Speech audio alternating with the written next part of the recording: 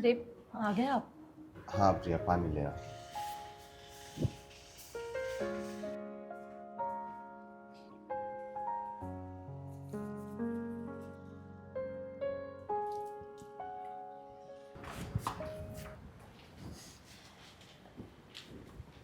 काफी भीड़ होगी ना वहाँ। भीड़ तो होती ही प्रिया। चाचा जी का इतना बड़ा नाम था, इतना बड़ा रुतबा, फिर गांव के प्रधान भी रहे हैं। ये समझ लो कि पूरा का पूरा कस्बा इकट्ठा हो गया था। आपसे बात करी किसी ने?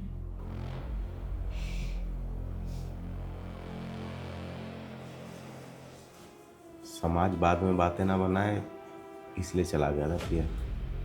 वरना सच बताऊं तो मेरा बिल्कुल भी मन नहीं था जाने का वहाँ।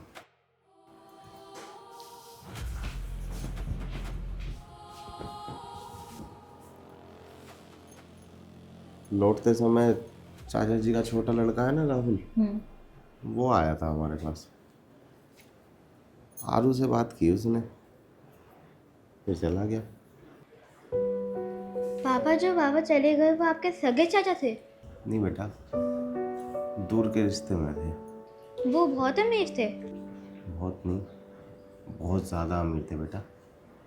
बड़ी बड़ी गाड़ियाँ, बड़े बड़े आलीशान घर, नौकर चाकर, जैसे फिल्मों में नहीं दिखाते हैं, बिल्कुल वैसे ही सब कुछ था उनके पास। तो उनकी चिता इतनी सिंपल सी क्यों जली, हमारे बाबा जैसी? आरू बेटा, अमीरी गरीबी सिर्फ जीते जी होती है। मरने के बाद सबकी चिता सेम ही जलती है, चाहे कोई राजा हो या फिर भिखारी। अगर सबकी चिता एक ही जैसी चलती है तो धन दौलत इकट्ठे करने का क्या फायदा? जो बाबा की गाड़ियाँ, बंगला, नौकर चाकर थे उनका क्या होगा? आरू बेटा, जब इंसान गुजर जाता है ना, तो उसकी जितनी भी संपत्ति होती है वो उसके बच्चों को मिल जाती है। अब जैसे हमारे चाचा जी गुजर गए, तो उनकी जितनी भी संपत्ति है वो उनकी पत्नी और उनके बच्चों में बट जाएगी, या फिर जिसको वो वारिस बना कर गए होंगे उसको मिल जाएगी बेटा। यानी मरने वाला हमेशा खाली हो जाता है? हाँ बेटा, बिल्कुल खाली हाथ। और इसीलिए कहा जाता है कि कफन में जेब नहीं होती, सब कुछ यहीं रह जाना है। तो लोग अपने रिश्तेदारों से लड़ते क्यों हैं? छोटी छोटी बातों पर नाराज हो जाते हैं, रिश्ते तोड़ देते हैं। जैसे पापा आपने अपने सगे भाई से, सागर चाचा से तोड़ रखा है। आरू, ऐसे बात करते हैं पापा से? और देख, जो कुछ भी हुआ उसमें गलती तेरे चाचा की थी, तेरे पापा की नहीं। तो क्या मम्मी उनकी गलती माफ़ नहीं की जा सकती? जैसे मैं कुछ गलती कर देता हूँ तो आप मुझे माफ़ कर देते हो, वैसे उनकी कर दो। देख आरू, अब इस घर में इस बारे में कोई बात नहीं होगी। अगर मम्मी इस बारे में अभी बात नहीं होगी ना, तो इस बात का बतंगड़ बन जाएगा। जैसे आज बाबा के अंतिम संस्कार में किसी ने हमसे बात नहीं करी, सेम वैसे ही कल को मेरे चाचा जी के परिवार से मेरे से कोई बात नहीं करेगा। पापा, हम सब परिवार वाले आपस में गले मिलकर क्यों नहीं रहते? आप चाचा जी को माफ़ क्यों नहीं कर देते? आरू बेटा, तू ना अभी अभी छोटा है, बच्चा है तू, तुझे रिश्तों की समझ नहीं है। कभी कभी लाइफ में ना बेटा, रिश्तों में बहुत फासले आ जाते हैं, इसलिए हमें उसका फैसला ना समय पे छोड़ देना चाहिए बेटा। काल करे सो आज कर, आज करे सो अब, पल में प्रलय हो जाएगी, बहुरी करेगा कब? पापा, हमारी किताबों में यही लिखा है ना कि समय किसी का इंतज़ार नहीं करता। अगर कल को आपके साथ या फिर चाचा जी के साथ कुछ हो गया, तब भी आप समय ठीक होने का इंतज़ार करोगे? अब तू कहाँ जा रहा है? अपने दोस्त रवि को सॉरी बोलने।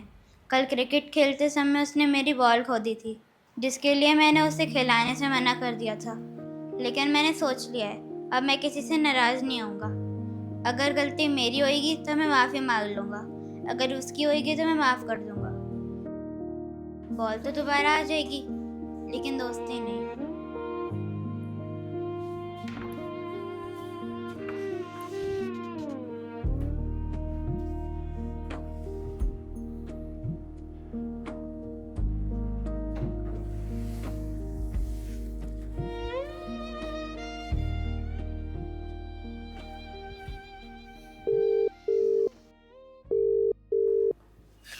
हेलो, सागर कैसा है तू?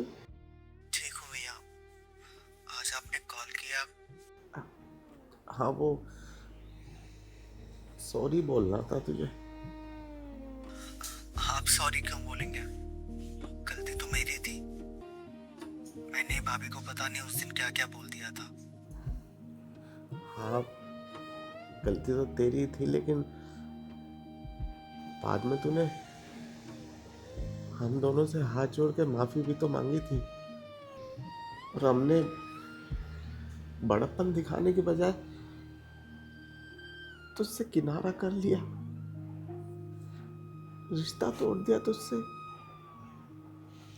मेरे भाई, वो गलती हमारी थी।